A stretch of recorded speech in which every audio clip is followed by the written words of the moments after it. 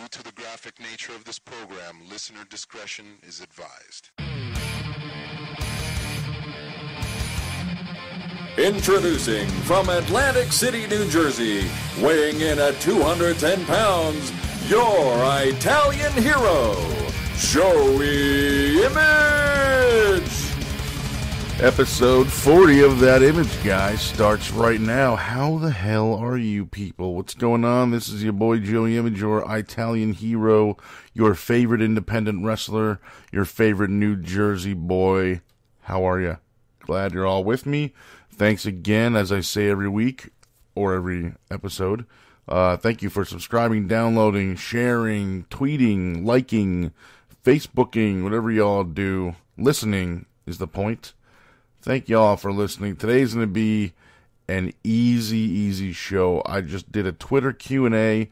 I got a bunch of questions, 13, 14. I was hoping to get just 10 questions, so I would make it maybe 5 minutes each, do about an hour, and that would be it. I got about 14 questions, something like that, so I'm going to try to do them as quick as I can. And without further ado, let's get started. I'm just going to jump right into it. Okay, first question comes from Matt at Showtime40. That's my boy Matt right there. How you doing, brother? When do we see Baylor and who does he go after? Now, I'm assuming he means Finn Balor. He spelled it Baylor, which to me sounds like a tag team of Bailey and Baylor. But when do we see Finn Balor and who does he go after? We see him soon. Obviously, I don't know when, but I would say at least within the next 2 to 3 months. And who does he go after? I would like to see him team up with the Bullet Club, Carl Anderson and Luke Gallows, and go after AJ Styles as a former Bullet Club member or whatever. I think it would be cool to see that little feud there and see what those guys could do together. I know a lot of people are not really familiar with a lot of their Japan work. I think it would be awesome to see that in mainstream WWE on, USA television, or American television, I should say. John Cecere at John Cecere 51. What's my favorite wrestling storyline from any promotion?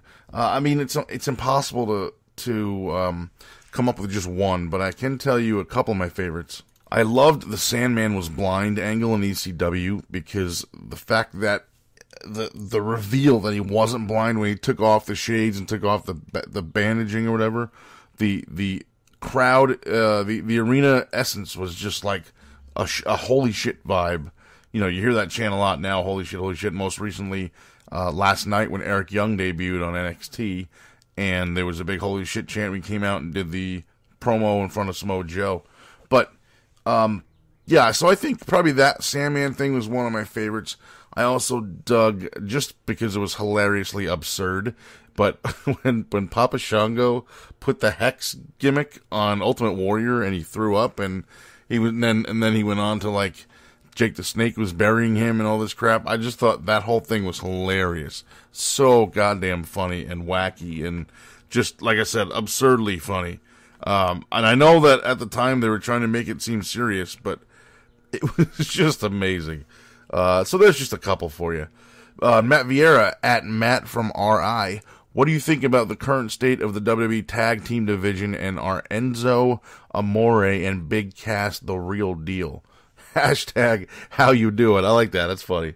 The Tag Team Division is awesome right now, man. There's so many teams. I remember when there was like the Usos and the Puerto Rican guys, Mabel. I almost said Mabel right there. Of course, I mean Primo and Epico, but I think it's awesome right now, and I'm a big fan of the Bullet Club guys, Carl Anderson and Luke Gallows. I've known Luke Gallows for a very long time. I don't know Carl Anderson, never met him, but I've known Gallows since probably about 2004 when I was working for World Star Wrestling in Pennsylvania. We met there, and he's a great dude, a hell of a worker. Both of them tremendous workers. So I think the tag team division is in a tremendously great state right now. And I think Enzo and Cass are awesome. I'm a big Enzo fan because he's sort of a hometown guy. Not that he's from my hometown, but he grew up, 10, 11 miles from where I live. He's from the same county that I'm from. So I think it's awesome that he's on TV and doing his thing, man. And I love watching those guys. And Cass is like, he's like 6'12" or something. It's insane how tall he is. But I think that they're doing awesome, and that's one tag team I'm looking forward to watching more of on Raw. I really think that WWE dropped the ball by letting James Storm go back to TNA, because I know he did the interview, and I think it was on the Taz show, where he did the interview about NXT and why he didn't stay there. He was only there for 2 matches maybe, or 1 match. I don't even remember. And I know he said that they couldn't agree on a price for his contract to come into WWE or whatever.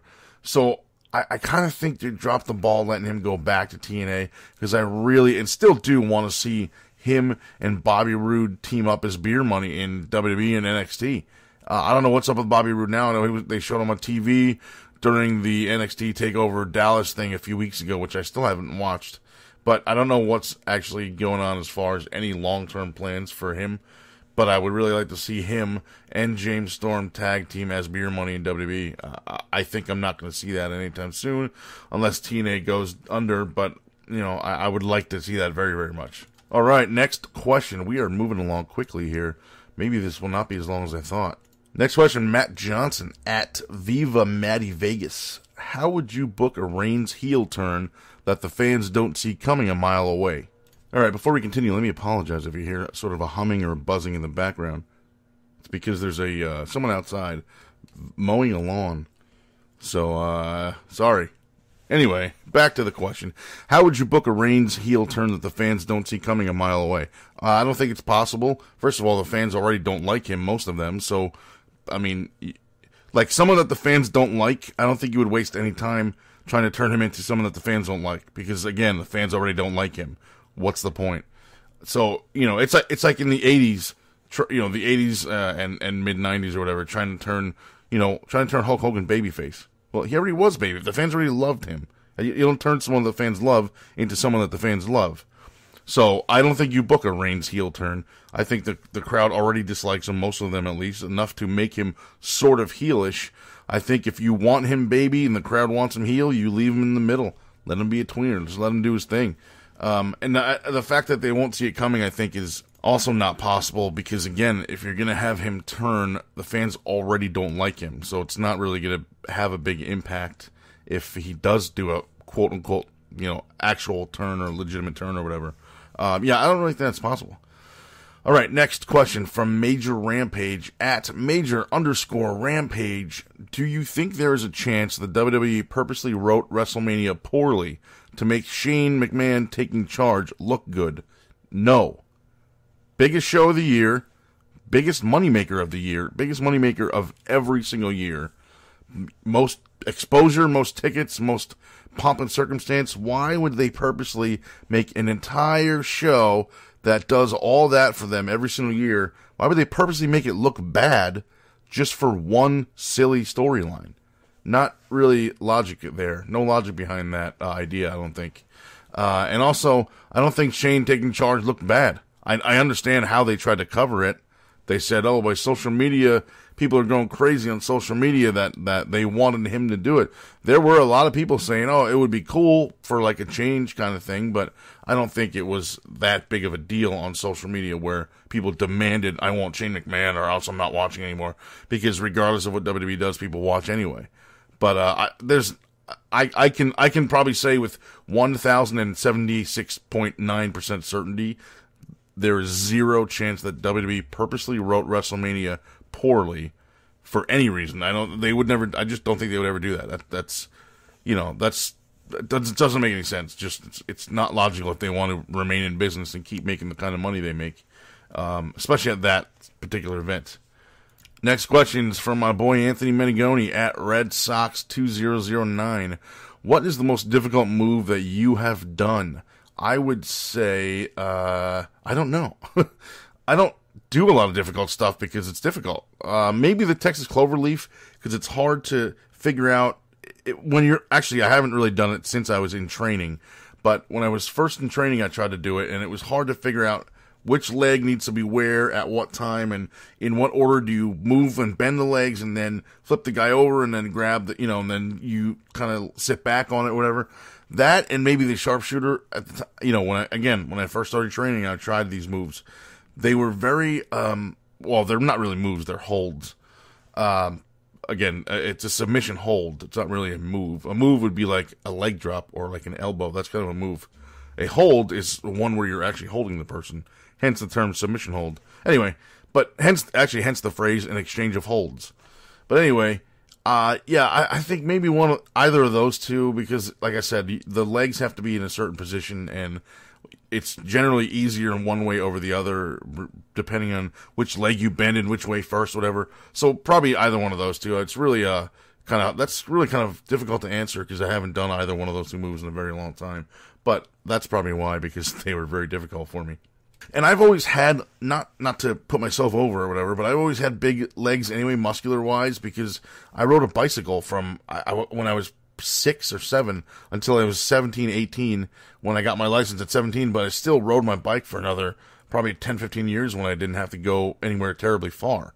So I've always had big calves, so it's kind of tough to get that, get that move so precise and tight-looking and no daylight. A lot of people might not know what that means, but I'm not going to explain it because it's a little bit more inside than people should be privy to.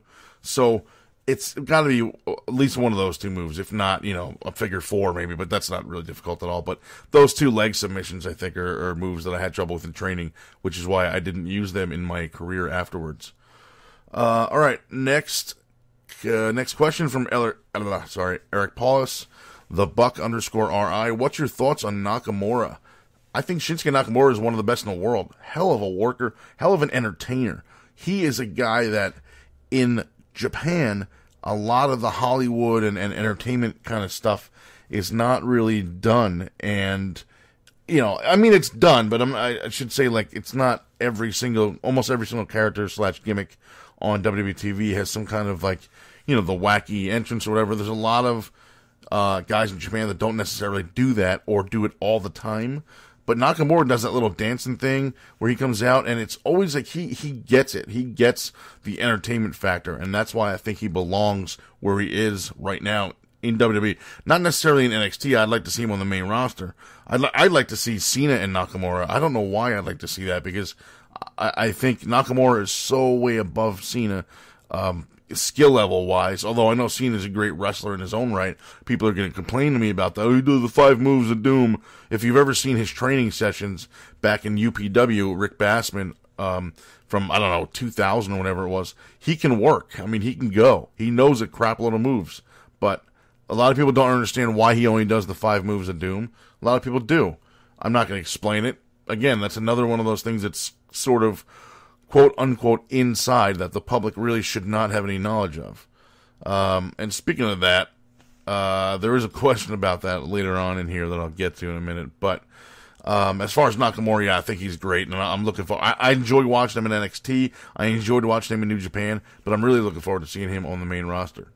All right, next question from Anthony Menegoni again. What is your favorite post-wrestling drink? As far as myself and my own matches and my own shows, I'm just a straight-up beer guy. I mean, I dig Coors Light. That's about it. I mean, there were places that I would go to regularly after shows. Like, for example, when I worked at World Star Wrestling in Matamoros, Pennsylvania, we'd always go to the Apple Grill afterwards, which was, a mile or two away. And it was basically a ghetto/gimmicked version of Applebee's. I mean, the logo, the name was the Apple Grill. It was so similar. There was the logo, just like the red apple picture or whatever. But we used to go there all the time after the Matamoros shows that were in the Firehouse. So I'd go down there and get a couple Coors Lights, and then if I was in Matamoros, I would stay. There was a hotel there that I would stay at, or I'd stay at a friend's house or whatever. But as far as the drink itself, probably just a beer. I mean, I do shots and stuff too, but I do that anyway. But specifically after a match, I always like to kind of relax, either at a bar, even if I'm not at a bar. If I'm at a bar or at home or at a hotel somewhere, I always like to relax with just a cold Coors Light, man. That's always kind of my deal. I'm going to get to the next Anthony question. What is one moment in your career that you hold dear to your heart? This one sounds like, after over 16 years now being in the wrestling business, this sounds like it might be a difficult one to answer, but it's not at all. One moment in my career that I hold dear to my heart, right? The post speech of my last match, or after my last match, I should say. The crowd was so just beautiful to me. I don't even know what the right word is. They were just so good to me. I had been wrestling in Pennsylvania since September 20th of 2002. My last match was June 25th of 2015. So that's a long time. So and a lot of the fans there are the same. Jay D'Agostino, for example. I mean, he's been, I've known him for years and years, just from seeing him in Pennsylvania at shows in '02 and '03 and '04 and stuff. So, guys like that, and a lot of workers too, Hardcore Mafia, man, Bruno, Ref Matt, guys like that I've just seen for all these years since I have been working in Pennsylvania. Everyone kind of, there were a lot more people there that knew me from, back in the day than I had realized.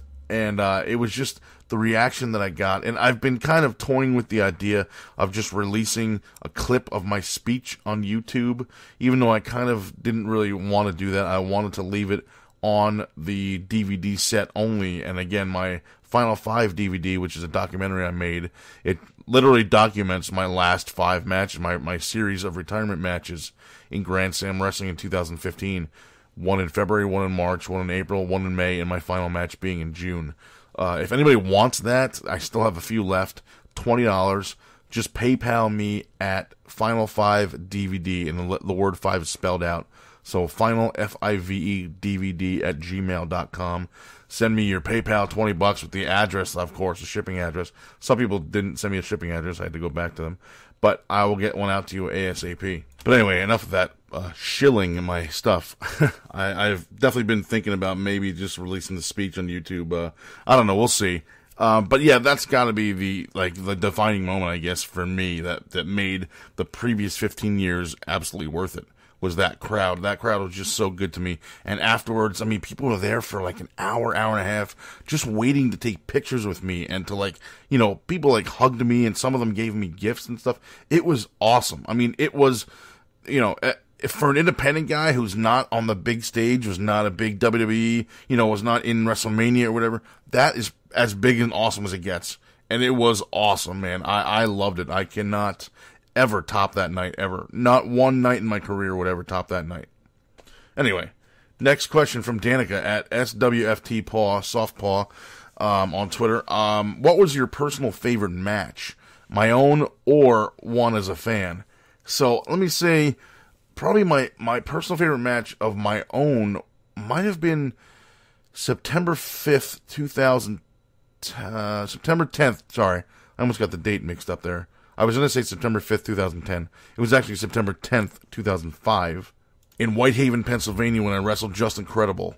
And the reason why that is probably my favorite match of my own, is not the match itself, but it's just the fact that I went in there with a guy at his level, world famous, ECW champion, WWE guy. Wasn't WWE, was an ECW. Has done it all, been all over the place. Wasn't TNA, was everywhere. Obviously not TNA at the time, but you know what I mean. And for a long time was on top of one of the top guys in ECW, even when he didn't have the title. He was still in the title picture and one of the top guys. So for me to be in the ring and wrestle someone like that, and I was able to hang with him, it was just, to me, that was another defining moment for me. So I think that I have to say that's probably one of my favorites. It's very difficult to pick just one, whether it's a favorite match or a favorite angle or whatever, but that is one of my favorites that I have had. As far as my favorites to watch as a fan, I don't know why I still think this, but anything at WrestleMania 5, anything. I mean, even the Rooster and Bobby Heenan was hilarious to me. I liked watching that too. So WrestleMania 5 to me is the best WrestleMania of all time. I don't know why I think that, other than the fact that it was in my home state of New Jersey and it was in my hometown of Atlantic City. But I just feel like every match was something that I enjoyed. And again, even the Bobby Heenan Red Rooster match I thought was cool. So I really dug all of it. So I'm going to say my favorite personal match was anything from WrestleMania 5. I don't know. People think that's weird, but whatever. Next question comes from Eric Paulus again. What was your favorite venue to work in? Good crowd, good setting, etc. I got to say probably the Music Youth Center for Grand Slam Wrestling the last couple of years, where they run regularly. They're monthly. If not there, then probably Skaters World in Wayne, New Jersey, which is no longer there. Skaters World was a place where I went to a whole bunch of shows before I got trained. It was for CWF, which is run by Peter Van Orton, a.k.a. Pete Ferrero. I actually was lucky enough to go to a whole bunch of shows there, had a blast every single time. And then once I started training, I got to work for CWF in that building, and I had a blast. It was a small, obviously it was an indie, so it was a small, intimate setting as most independent shows are, and the fans there were rabid. They loved all those guys, and I loved all those indie guys, and they loved the name guys. Every month, there would be name guys on the show. I met a lot of guys there.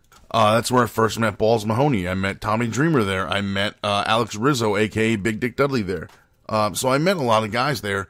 And like I said, I was lucky enough I had such a blast going to those shows before I got started. And I always wanted to wrestle in that building. And I got to do it once before the company folded or the promotion not folded, but changed names. And that building, again, as I said, it's no longer there.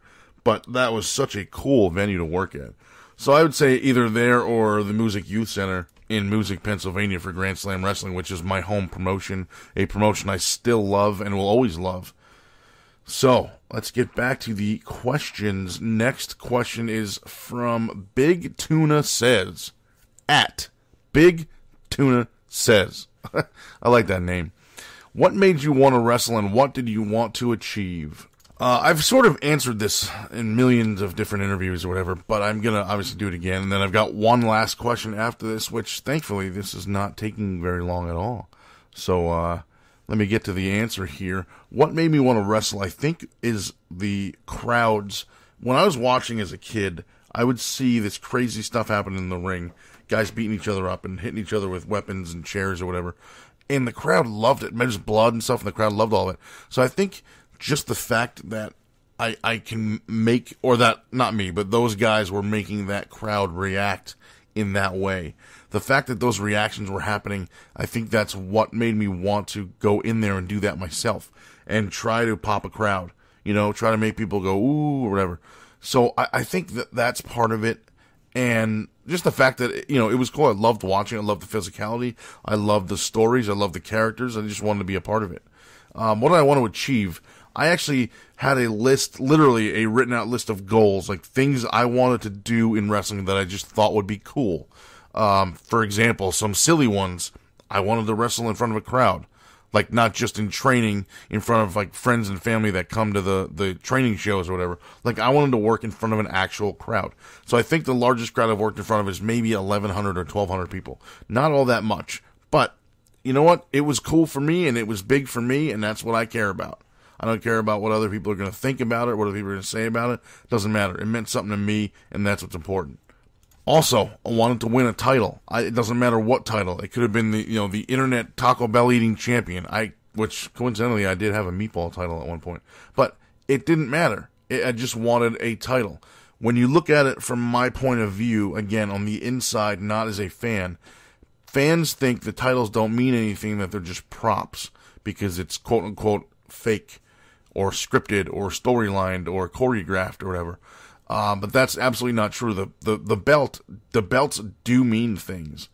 It means the company giving you that title or the company putting that belt on you, it means that company trusts you to represent them as a champion. So when I won my very first title, which I think was the World Star Wrestling Cruiserweight title in 2003, I believe I won it the first time, or 2004. 2004 was a really big year for me. That was probably my favorite year I've had in all of wrestling was 2004. But I think it was probably the end of maybe 2003 or early to mid 2004 when I won my first title, which again was the World Star Wrestling Cruiserweight title.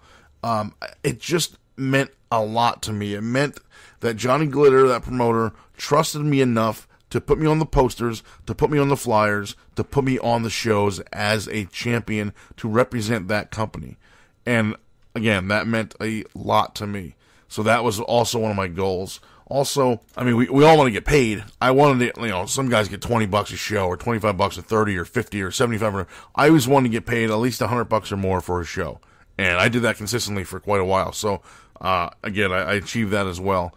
I was never a big, I have to go to WWE. No, I wasn't like that at all. I was just I just want to wrestle in front of a crowd. I just want to learn the craft, learn the sport, and learn the art and do it. And that's what I did. So a lot of people think and I've said this before, but a lot of people say if your goal is not to be in the WWE and to be in the main event at WrestleMania and to work for that title or to get the WWE title, then you have no business being in wrestling. That's such a bullshit excuse. Not excuse. I just think it's a bullshit way of thinking. Everyone's got their own, list of do's and don'ts or whatever. Everyone's got their own priorities, their own bucket list, so to speak. And I had mine, and making it to WWE was not one of them. Obviously, it would have been nice, and if they called me, I probably would have said, yeah, sure. But it wasn't something that I was actively trying to achieve every, match or whatever. I just wanted to go in front of a crowd and do it. In fact, I think one of the reasons why I wasn't always striving to make it to WWE or whatever is because I knew that if you're with WWE, you're with WWE. If I'm an independent, I can work for as many companies as I want to that'll have me, and I did just that. I mean, I've worked for 3 and 4 different companies all in the same weekend sometimes. And, there's no change, there's no restrictions. And obviously the money is not amazing, and the money probably would be a lot, well, not probably. The money is astronomically better in WWE, but again, that was just not on my radar at the time, and it simply just wasn't. I mean, again, it would have been cool, would have been nice, didn't happen. I'm not hurt by it. I was not affected by it. It was not a big deal to me. So, let me get to, you know what? Before I move on, one more goal or something I just thought would have been cool was I wanted to be booked on a show in another state or country that someone else paid my airfare and paid my hotel and food for. Or maybe not food, but at least paid for my hotel and airfare, because of my booking. And I got that. And there's rumors that it may be happening again in a few months, but we'll talk about that eventually. But I got that, so I thought that was cool too. So, again, I mean, I'm just a kid from Jersey. I said this in my farewell speech. I'm just a kid from Jersey who wanted to wear spandex in public and beat up people. I got to do that. There was just so many cool things. I mean, there's a lot of other things that I achieved that I had no idea were even possible. I'm in a video game. It's called EWR4. It's a PC game. It's like a wrestling simulator. I'm in that. I've been in novels. I know of 2 novels I'm in that I actually have copies of. I think there's a 3rd one on the way by a wonderful author named Tony Acree. I'm in comics by a wonderful, wonderful comic guy named Dean Stahl. What else? I've been sent movie scripts. I mean, there's just so much. I've been on TV. In fact, I posted a clip from, I posted a clip probably 3 or 4 weeks ago on my Facebook about 2000, again, I think it was 2004. When I was on television, maybe 2005, when I was on TV, I wrestled live at 6 o'clock in the morning for News 12 New Jersey. Myself and Chris Rockwell had a match for the IHPW, which was formerly the CWF, the U.S. title. So we did a live title match on television. It was so cool. So there's just been a lot of stuff that I achieved that I never even thought possible because of wrestling. I still owe so much to wrestling that people will never even understand or even realize. And it's time to get to our last final question. Here is from Dave Podnar at PROFPOD, Prof Pod on Twitter. And the question is, are you annoyed at fans giving not just opinions, but opinions as if they know all the details like someone who is on the inside would know? And the short answer is yes. And the long explanation answer is upcoming. I look at it this way. First of all, I don't look at wrestling the same way fans do because I'm no longer just a fan. I'm on the inside. I've been a wrestler. I've been a promoter. I've done managing. I've done talent scouting. I've done booking. I've done storyline writing. I've done training. I've done a seminar, training seminar. So I don't just look at it as your average everyday fan. The enormous problem is when fans talk to myself or other wrestlers about the business, they don't think of it that way. They don't think of, well, this guy doesn't look at it the same way I do because I don't have any experience in the business and he does. So he's thinking of it from a completely different perspective. Well, they need to start realizing that because I think that's part of the reason why if a fan says something to me like, hey, what do you think of so-and-so? Roman Reigns, for example. Let's use that. I say Roman Reigns is great. He's a hell of a worker. He had to start somewhere. He's a hell of a worker. He's training hard. He's learning. He's improving. I think he's doing better, and I think he might not be ready for the title yet, but he is definitely on his way there. And I know he has the title right now, but I'm just saying. And fans will come to me and go, well, he sucks. What do you know? He sucks, blah, blah, blah. Okay. Again, I don't look at it the same way you do. I look at it from a worker's point of view. I don't look at it as a fan just watching him on TV. No. I look at it from a worker's point of view. So I'm looking at his timing. I'm looking at his facials. I'm looking at his speed. I'm looking at things like that, his accuracy, things like that, his pace, his work rate. I look at all those things when I watch wrestling because I study it. The fact that I'm retired and can no longer wrestle is irrelevant. I still watch it in that sense. There are moments where I wish I could just be a fan again and kind of look at it that way, but it's very difficult to do that once you've had you've had so much of the business ingrained in you, as I have for the last 16 years, and I think people don't ever take that into consideration. And it comes off as arrogant and shitty and snobby, as if they know more than the people who are actually in the business. Well, here's a news flash. They don't. It seems to me like just your everyday average common sense that if you've never experienced something, or you haven't been trained in something, or you haven't done something regularly for an extended period of time, you just don't know about it. It's okay. It's okay to watch wrestling as a fan, not as a quote-unquote smart mark, which to me doesn't even exist. It's okay to just be a fan and not know everything about everything you see on TV. It's all right. It's like, it's like I said, you can just watch it as a fan, and you don't have to know that so-and-so's real name is whatever, and, so-and-so is actually his wife in real life and not in storyline, blah, blah, blah, blah, or whatever it is, stuff like that. It's like, people don't need to know every little thing anymore, and like this question asked, opinion, fans give not just opinions, but opinions like they know all the details. A lot of times they don't, and it's like, I'll give you a perfect example. Last week, or I'm sorry, not last week, I think it was 3 weeks ago now, when Carl Anderson and Luke Gallows showed up on Raw, the first time they showed up, they came in and beat up the Usos. There were people saying, I knew they were coming, I knew it. That's a situation where people come off like they have to say they knew something to make themselves look superior to others, or look cool. But literally, before they showed up on TV, I saw 0 people mention it on Twitter. I saw 0 people talk about it on Facebook. Now, I went on Twitter and said, hint, hint, Shane McMahon came out and said that he's doing this sort of almost like a revolution, I guess you would call it, where he wanted to bring in new talent and, resurrect the WWE and blah, blah, blah, and all this stuff, that bring in all new talent that people already know and love and bring them into WWE and get them on TV and blah, blah, blah, and stuff like that. And I said, hint, hint, this would be a great time for Gallows and Anderson to show up on Raw, and I put a little winky face. I didn't see anyone. I'm not saying I know everything. I'm not saying, I'm some big, the predictor or whatever you call it, Nostradamus or whatever. But I put that on Twitter. No one else said a word about it that I saw on my feed. And suddenly, once they showed up, everyone was like, "Oh my God, I knew that was going to happen. I knew it was coming tonight. I knew it."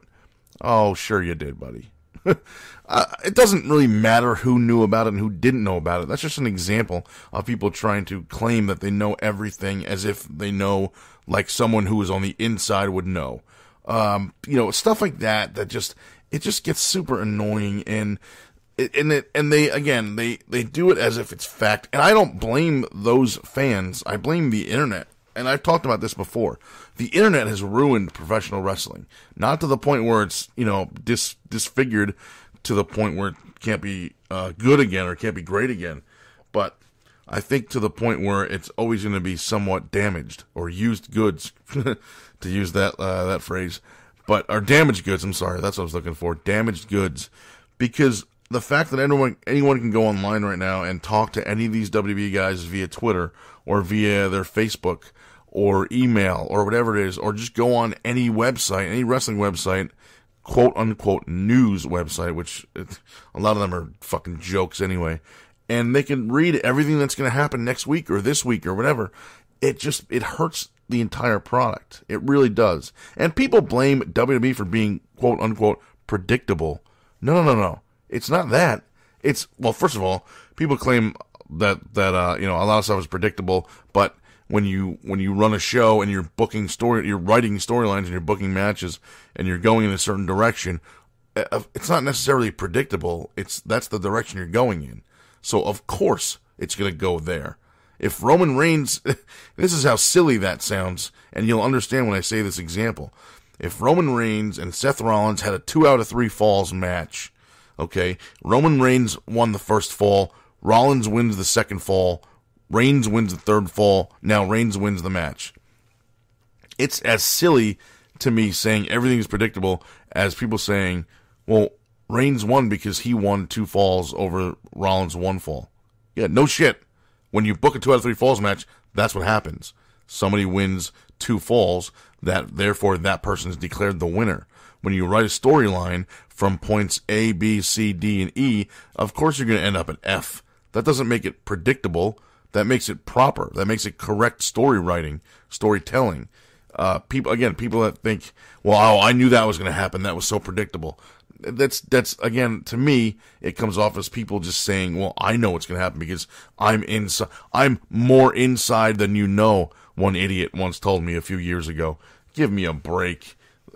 You're so inside that you don't know jack. It's just, it comes off as arrogance. And again, it's like this question asks someone who's on the inside. I've never, ever have I ever claimed to be an important or famous or even good in wrestling. Anything. I've never claimed to be any of that. But I do have 16 plus years of experience. So, do you think that my 16 plus years of experience, whether it was in the WWE or in the Indies or in NXT or wherever it was, do you think that 16 plus years of experience means something as opposed to someone with literally 0 experience? It should. To me, it does. I mean, I don't go to my doctor and tell him how to perform surgery better. No, because he has experience. He's trained. He knows what he's doing. I don't know jack shit about surgery. I don't watch Dr. House on TV and suddenly think I'm ready to perform surgery. So I don't understand why fans watch wrestling and think they're ready to book, or they're ready to write storylines, or they're ready to get in there and wrestle. I have a former friend who I'm not friends with for no reason to have anything to do with wrestling, but that once told me he's a natural. He can bump with the best of them. But then when I asked him to explain psychology and to explain timing, he didn't know what I was talking about. And I said, well, then you're shit. You can't do anything. He goes, oh, I can go in there and do a couple suplexes and a body slam. And I said, well, that means that you're natural at wrestling? I'm like, how much training have you had? He's like, I've never trained. There you go. That's how much of a chance you have. None. 0 training, 0 chance. It's not like, there were times where there was some idiot they used to pay promoters $3,000 to let him go over to win a match on a legend. That shit hopefully is, I haven't heard about that guy in years, so I'm hoping that stuff don't fly no more. But it's just, if you don't have experience, if you're not trained, if you don't study the product as a person on the inside of it, your opinions are just opinions. It's unfortunate that a lot of people think they know more than they actually know. It really is, and it's just opinions. A lot of it's not fact. Of course, if you read on a website, well, so-and-so is doing this now in WWE, and that actually happens on TV, that was a leaked facts or whatever, that's fine, that's facts. But when you give your opinions and you try to bring them up or kind of bring it across as a fact, that's just, it's just arrogant. I don't understand. I don't know. It's just, the bottom line is someone with experience knows more than someone without it. That's common sense. I realize a lot of wrestling fans don't think in terms of common sense when it comes to experience like that and someone being in for 16 years and them literally having 0 training and being in nothing. But it really just comes off to me as common sense. Like I said, I don't go to my doctor and tell him how to do surgery. I just don't, because I don't know anything about it. I have no experience in it. But again, if the fans somehow look at TV and think that they know what's going on, they know what to do, they know what'll make the product better, that's another popular one. Oh, I know this will make it better. Not necessarily. You can throw your opinion around all you want, but It's just that too many people try to make it seem like fact. And I think I'm almost hitting like 39 minutes here, so I think it's time to go. And again, I probably lost some fans and or friends. I don't even know if I have any fans on based on that last question, but you really, really gotta look at it from the perspective of someone who has been doing it for 16 plus years, who sacrificed money and time and time with family and, family events, birthdays, graduations, my nieces and nephews, stuff like that. Working, like actual money at working, day jobs or whatever, I've given up because for example, I worked at Best Buy for 3 years. They told me at one point that they had a new rule where mandatory Saturdays, and certain stores are open on Sundays in New Jersey, and if they needed help, I'd have to go there as well on a Sunday. And I told them no. I could not commit to Saturday, so I lost that job. But I am someone who sacrificed a lot of that, all of that I just mentioned, but a lot, and literally broke my neck for wrestling, literally broke my spine for wrestling, and I would do it all over again, man. I love it. I still love it to this day, even though I can no longer do it, and it kills me inside every single day, every weekend that I'm not driving to a show. It's killing me. Okay, of course, my life now is amazing, and I love my life, and I do what I want, and I love everything I do, and my girlfriend I love to death, and we're moving in together this coming weekend, and everything's going to be great, and everything's awesome now, but there's always that part of me. Wrestling was my first love. There's always that part of me that will never let it go. I sacrifice a lot. I've broken bones. I've shed blood, sweat, and tears for the business, and so I really think it's shitty and arrogant for fans to go out there and say what they say as if they have a clue when they haven't given a quarter, 1/32 of what I've given, again, being in for 16 plus years. Not just me. Everybody in the business that's done anything for more than, a few years. Obviously, the first couple of years, I was still getting I was still kind of feeling out. It was a feeling out process. I got trained moves-wise. Then I learned how to do character development. Then I learned how to get myself booked. I learned how to put a tape together to send out places. I learned how to get myself booked in other states, blah, blah, blah, stuff like that. So the first couple of years, it's a learning process. But I would say once you hit maybe 4 or 5 or 6 years, you're there, you're in. You're doing your thing, you're getting your name out, and that's what it's all about.